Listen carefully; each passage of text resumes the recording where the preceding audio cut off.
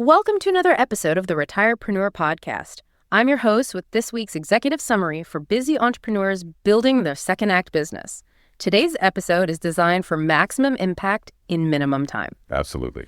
So we are spending this deep dive looking at some really fascinating strategy published by Retirepreneur. Yeah, it's a great platform. It really is. For those who don't know, it's a platform founded by Kurt Rose, and it specifically helps professionals who are, 55 and older. Right.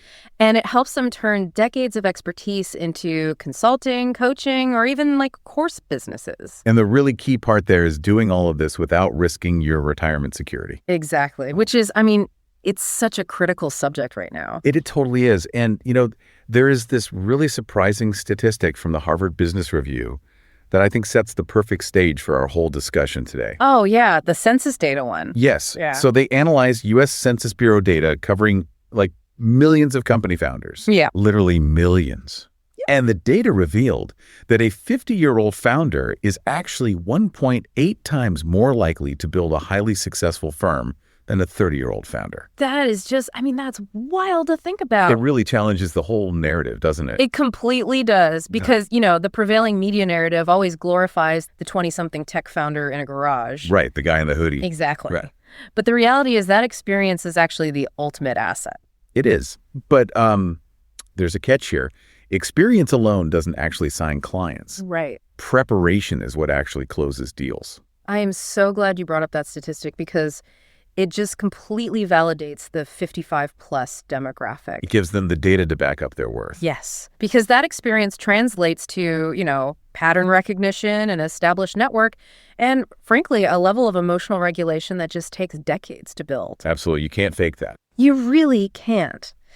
So our mission today is to extract the 3 most actionable insights from this source material for building your second act business quietly. And that word quietly is key. Right, while you are still gainfully employed.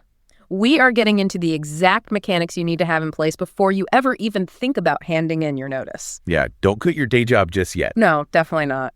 So let's get into the first insight. Okay, so the very first step outlined by Kurt Rose usually surprises people because of, what it isn't. Right, it's not the fun stuff. Exactly. It isn't filing legal forms, and it certainly isn't buying a domain name or paying someone to design a cool logo. Which is what everyone wants to do first. Of course. Yeah. It feels like real work. But the actual first step is achieving strategic clarity. Strategic clarity? Yeah. You accomplish this by privately answering 3 very specific questions before you spend a single dime. Okay, what are they? You have to start with the why. Why are you actually doing this? What specific problem does it solve for you personally and financially? And, what does success actually look like in year 1?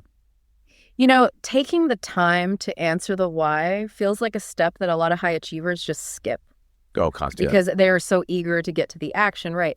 But I always think of it like a construction analogy. Oh, I like that. It's like people love picking out the paint colors for the living room, the logos and the websites. Right. Yeah. Before they have even poured the concrete foundation.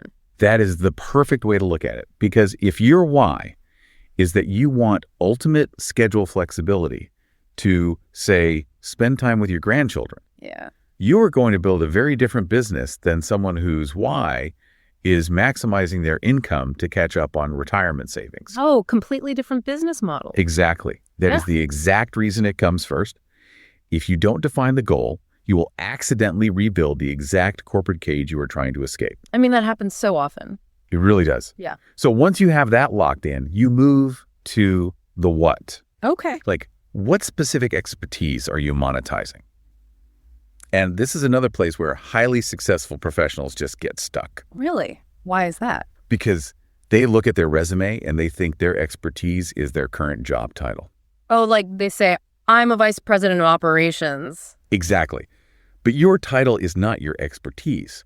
Your expertise is the actual problems you have solved over the last 20 years. Right. The real tangible stuff. Yes. It's the processes you improved, the bottlenecks you eliminated, and, the decisions you made that produced measurable results. So it is really about shifting the focus from your status to your utility. That's a great way to put it, status to utility. Yeah, because no one wakes up wanting to hire a vice president of operations. No, they don't. But plenty of business owners wake up desperate to hire someone who can, cut their supply chain delays by 20%. exactly the right distinction. You're selling the solution, not the title. And once you know your what, you finally answer the how. Okay, so how meaning? How will you deliver this value? You have options here, right? Right. You might be a consultant who actually executes project work for organizations.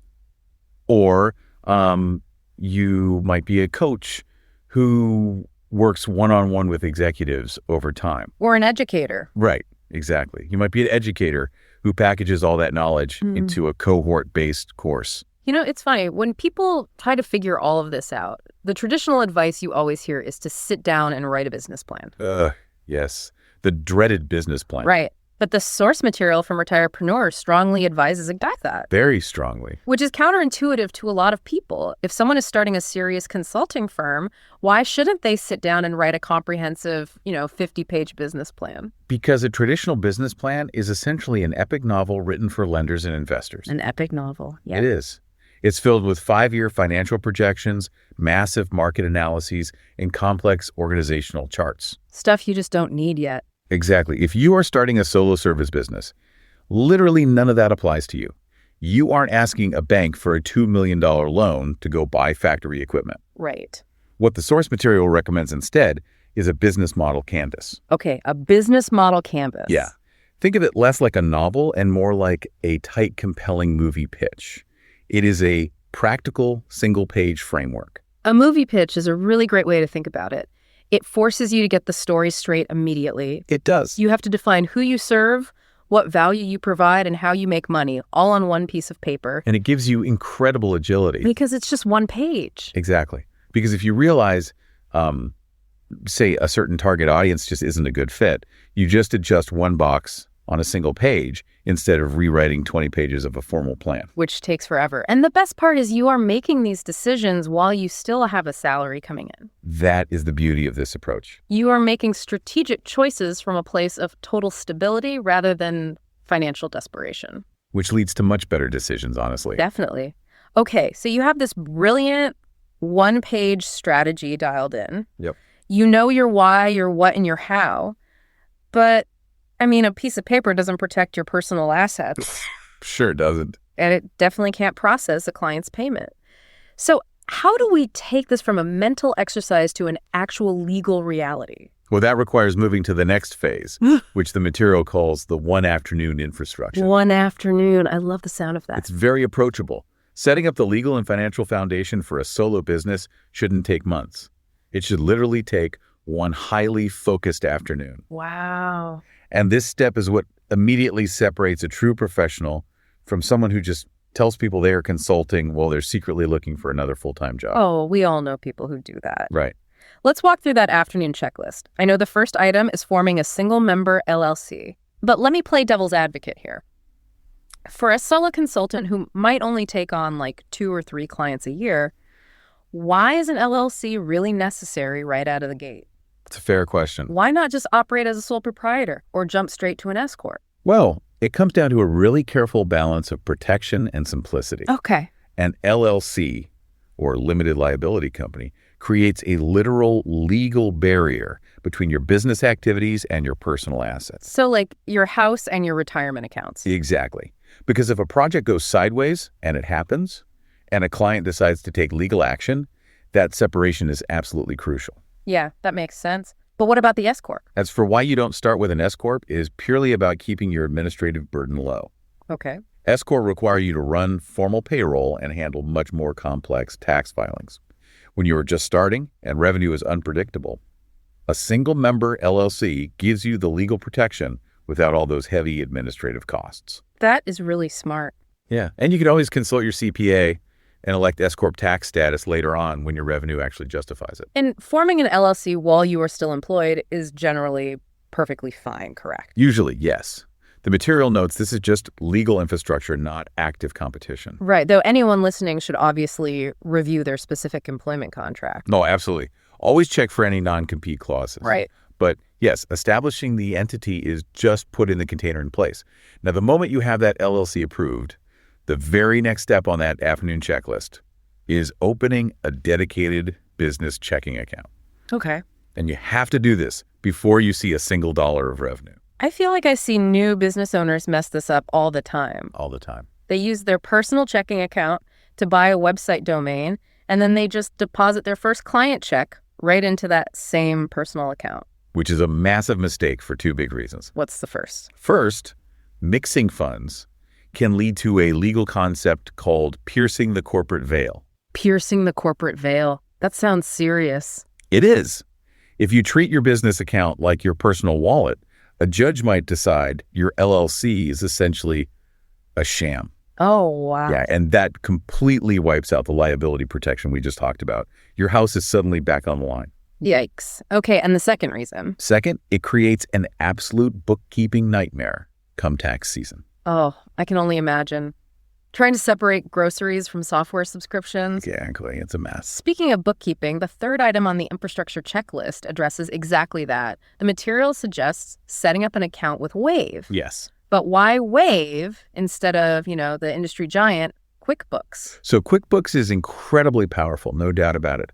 But it is often total overkill for a solo consultant. Really? Yeah, it is built to handle complex inventory, payroll for dozens of employees, complicated tax structure. Oh, sure. Wave, on the other hand, is a free accounting tool built specifically for small service businesses. Free is good. Free is very good when you're starting. It handles professional invoicing, basic expense tracking, and credit card processing without requiring you to have an accounting degree. That's perfect. And keep in mind, Kurt Rose is a CPA and a former CFO, and he deliberately points new consultants to Wave because it works perfectly for this exact stage. You don't need to commit to an expensive monthly software subscription before you have reliable cash flow. I really appreciate that focus on keeping overhead at literally zero while you are still in the building phase. It relieves so much pressure. It really does. Now, the final item on this one afternoon checklist involves drafting a one-page proposal template. Right. And this should include, your scope of work, deliverables, a timeline, and your fee structure. Exactly. But I actually have to push back on the urgency here. Okay, let's hear it. Why would I spend 2 or 3 hours drafting a detailed proposal template when I haven't even spoken to a single prospect yet? It might feel really premature, I get that, but it is heavily tied to the psychology of sales. When a lucrative opportunity suddenly appears, speed is a massive signal of competence. Oh, that's interesting. Imagine a former colleague reaches out and says their new company desperately needs help with a project right in your wheelhouse. Okay, dream scenario. Exactly. If you have a template already built with your standard terms and conditions, you can customize the scope and respond within 24 hours. I see. Because if you aren't prepared, you just end up scrambling. Totally scrambling. You are trying to figure out how to format a Word document. You're Googling standard contract terms. Yes, and you're second-guessing your pricing the whole time. Right, and it takes you 2 weeks to get back to them. Exactly. And in those 2 weeks, the prospect's urgency might fade, or they might just find someone else. Wow. Professionals who aren't ready lose momentum, and they lose the deal. Having the template ready proves you are a functioning business, not just an amateur figuring it out on the fly. That transition from amateur to professional clearly relies on having the paperwork ready. But an LLC and a checking account really mean nothing if you are, paralyzed when someone asks for your hourly rate. Oh, the money conversation is always the hardest part. Always. So how do we approach the market so people actually want to pay for this expertise? That brings us to the third major insight: quiet positioning and knowing your numbers. Okay. You must translate your career into a specific consulting offer, and you must know exactly what you need to charge, all without publicly announcing your plans to the world. The pricing math in this material is fascinating to me, and I feel like it is where a lot of corporate employees experience serious sticker shock. They absolutely do. Walk us through the formula for finding your consulting rate. Okay, so the math starts by finding your effective hourly rate as an employee. Right. You take your current annual salary and divide it by 2,000. Because 2,000 represents the standard working hours in a single year. Exactly. So let's say you make $100,000 a year. Divide that by 2,000, and your effective hourly rate is $50. Okay, $50 an hour. Got it. The formula then dictates that you multiply that number by 2 or 3 to find your consulting rate. Wow. So your rate becomes somewhere between $100 and $150 an hour. I mean, for someone who has only ever drawn a traditional paycheck, going from $50 an hour to demanding $150 an hour, it sounds completely unreasonable. I hear that all the time. It almost feels greedy to ask a client for that much of a markup. It is entirely understandable why it feels that way, but it has absolutely nothing to do with greed.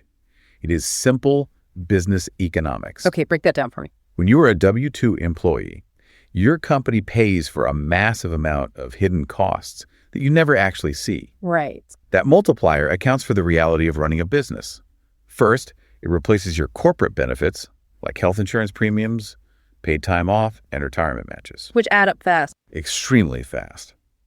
Second, it covers your own business expenses, like software, marketing, and legal fees. And it has to cover the non-billable time, right? That's the most critical factor right there. In the consulting world, it is called your utilization rate. Utilization rate. Yeah, you are never going to bill 40 hours a week, 52 weeks a year. It's just not going to happen. No, of course not. You will spend a significant portion of your time doing administrative work, having initial sales calls, writing those proposals, and just marketing yourself. So you might only bill, what, 20 hours in a week? Exactly.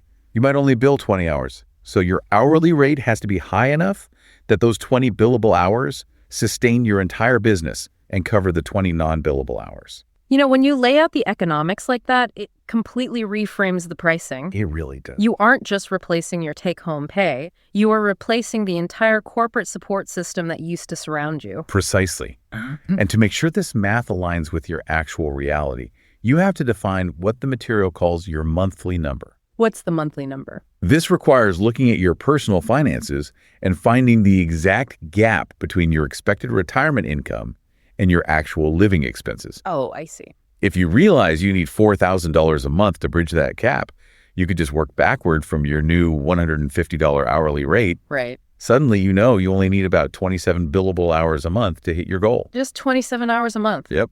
It takes the abstract fear out of the whole process and turns it into a totally solvable math problem.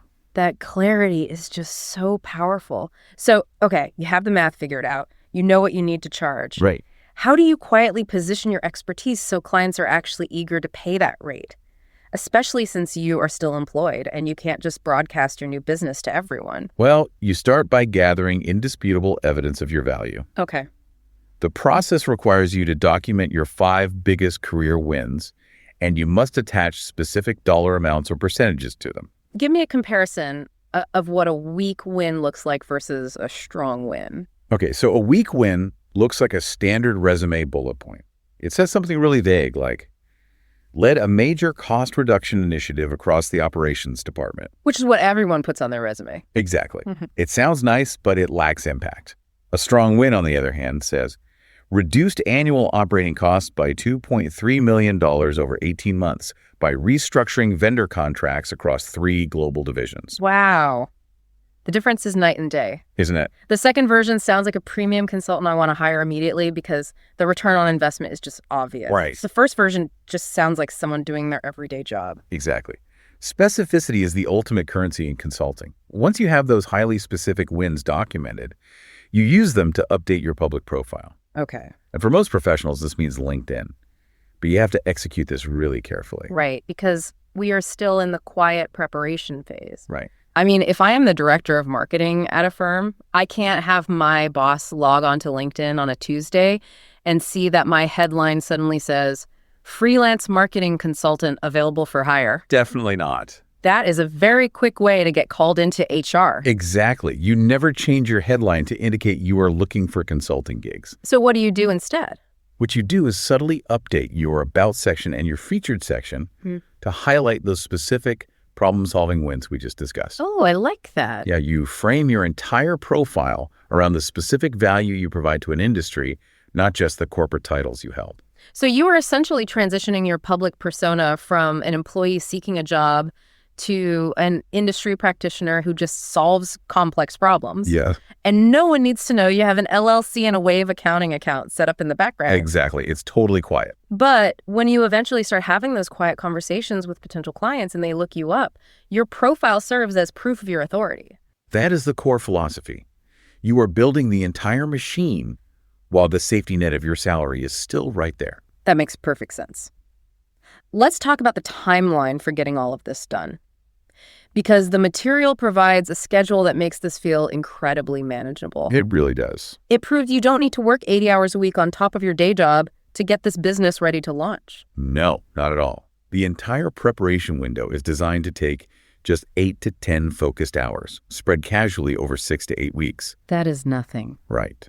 Weeks 1 and 2 are dedicated to achieving strategic clarity and drafting your one-page business model canvas. Okay. Weeks 2 and 3 are for your legal setup, forming the LLC, having a quick chat with your CPA. Nice. Week 3 is for the financial infrastructure, getting that dedicated bank account open and your Wave accounting profile configured. Just a quick afternoon task. Exactly. Then, weeks 3 through 6 are reserved for the positioning work, detailing those 5 major career wins and calculating your exact monthly number. And finally, weeks 6 through 8 are for drafting your proposal template and finalizing your rate. You are literally just checking off one of 2 boxes on a Saturday morning while drinking your coffee. That's the whole idea. And your regular paycheck keeps hitting your account the entire time. That slow, methodical pace is what takes the fear out of the transition. It really does. You aren't standing on the edge of a cliff hoping you can build an airplane before you hit the ground. You are just calmly walking across a bridge that you spent 2 months building.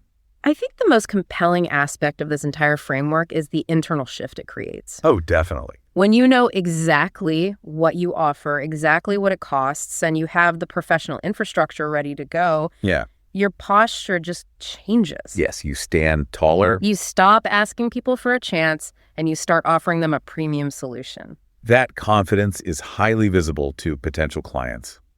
To wrap up this strategy, I want to leave you with one very practical scenario where this quiet preparation pays off instantly. Okay, let's hear it. Think about your current employer.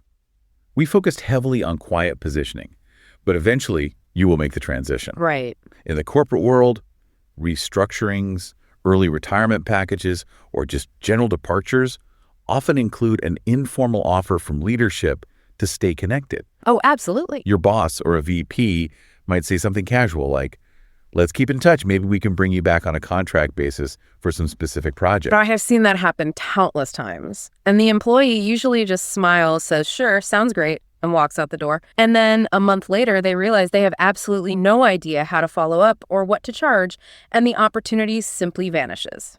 Exactly. Yeah. But if you have done the 8 weeks of quiet preparation, you control the outcome.